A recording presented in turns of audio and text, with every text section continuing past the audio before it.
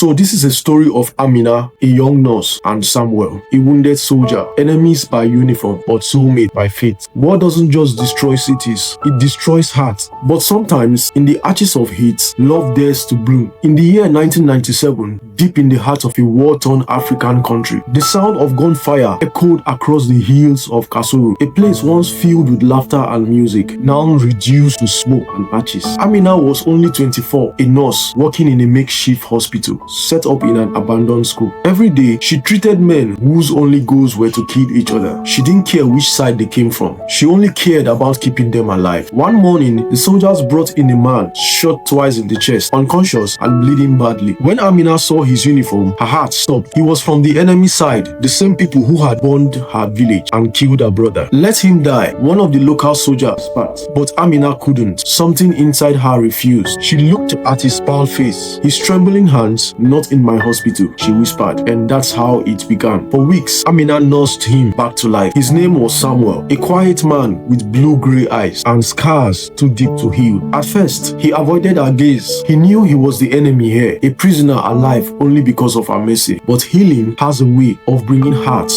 close. Every night, as the war thundered outside, Amina would sit beside his bed, changing his bandage and asking softly, "Why do men fight war they never started?" Samuel would look at her, pain in his eyes, and say, "Because sometimes orders are louder than the heart." Days turned into nights into a stolen conversation. He told her about his daughter back home, a little girl he had not seen in 2 years, and she told him about her brother, the one who never made it out of the village, and they wept together. They wept together as strangers and enemies, yet the only people who truly understood each other's pains. When Samuel was strong enough to walk again, Amina realized something terrifying. She had fallen in love with him. It was wrong, impossible, and dangerous. Her people would never forgive her if they find out, but love doesn't follow rules. One night, when the camp was silent, Samuel stood beside the doorway, his arm still in a sling. Then he whispered to Amina, "If the war ends, I will come back for you." Tears filled Amina's eyes. "What if the war never ends?" she asked. He smiled faintly and said, "Then I will love you in silence."